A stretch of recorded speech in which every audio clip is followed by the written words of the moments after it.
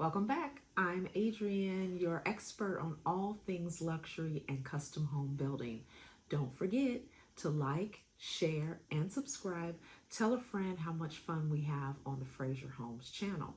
So we got a question from a homeowner who was working with a general contractor. So they were independently contracting with a GC, and we've gotten the same question from other similarly situated GCs or builders. So those terms are interchangeable. Builder and GC, that means general contractor. The question is, why do you hold retention? And so what we need to understand is, what is retention?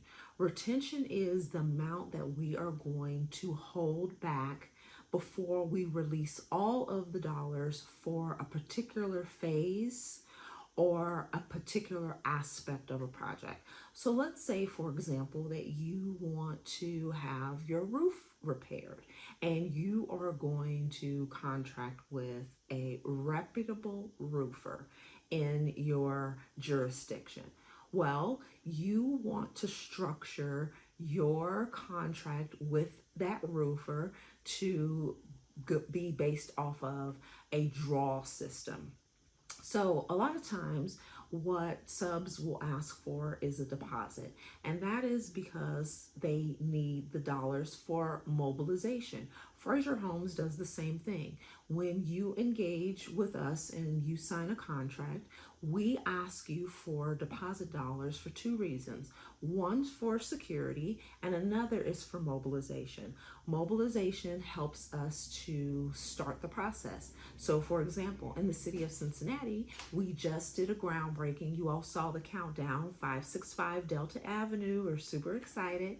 And that project, is with the city of Cincinnati. The permits were $16,000. Well, we needed those dollars, the original dollars from our client, the deposit dollars, for mobilization. That is to pay for those permits, to pay for the staking, etc. So that is a percentage of the overall design build that we are collecting over the course of the build. So it's considered or called a draw system. We call it progress payments, but it's one and the same.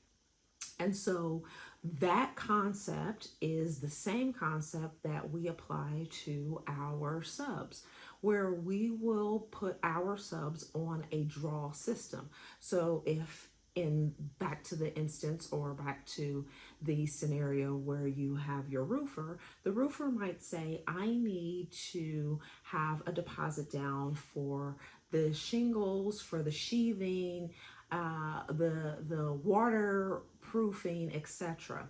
And so you would give that subcontractor the 50% deposit. Let's say it's a $20,000 job, you're going to give them $10,000. That is to get them through all of the initial phases. Then you want to negotiate what are going to be the final phases. So you will say at the 75th percentile, when you're finished with 75% of the project, then we will release another $5,000.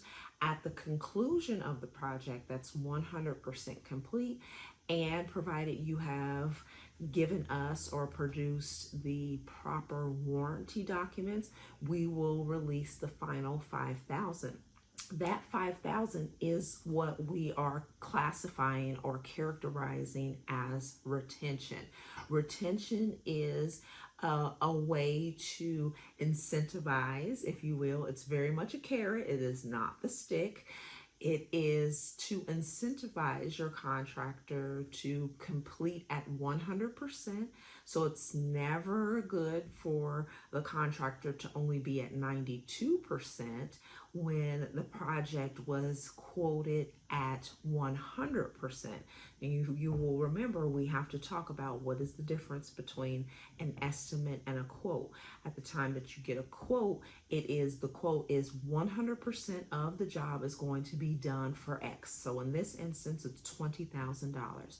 And I'm saying that I'm going to hold $5,000 back from the overall project until we agree that we are at 100% completion and I have the proper warranty documents. And often with larger projects like the projects that Frazier Homes works on, once we have it fully inspected. And so retention is a tool that is used in all phases of the industry. We use it for our subs and vendors.